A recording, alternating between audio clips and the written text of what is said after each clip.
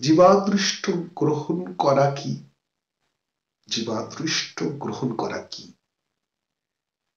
শ্রী ভগবান মানুষ হয়ে এসে জীবের পাপ নিজে ভোগ করে জীবের কপাল মোচন করেন। খ্রিস্টানরা মনে করে যিশু একটি নিরীহ মেষ শাবক, তাতে সর্বপাপ সমর্পণ করে সেই মেষটি ভগবানের কাছে বলি দেওয়া হয়েছিল।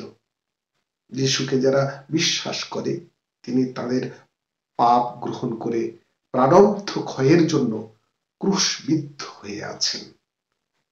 আমাদের ঠাকুরের তেমনি গলরূপ ভোগ। স্বামীজি কিন্তু এরূপ বিশ্বাসটা পছন্দ করতেন না। তিনি ডেট্রয়েটের এক বক্তৃতায় 21শে ফেব্রুয়ারি 1894 বলেন, যদি কেউ এসে বলে আমার রক্তের পরিবর্তে তুমি মুক্ত হও, আমি তাকে বলবো, ভাই তুমি এখান থেকে এসো, আমি নরকেই যাব। আমি এমন কাপুরুষ নই যে একজন নিরীহের রক্তের পরিবর্তে আমি স্বর্গে যাব।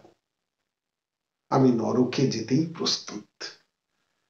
জীবাদৃষ্ট গ্রহণ শিরোনাম, স্বামী বাসুদেবানন্দ। গ্রন্থের নাম দিব্যবাণীর প্রতিধ্বনি।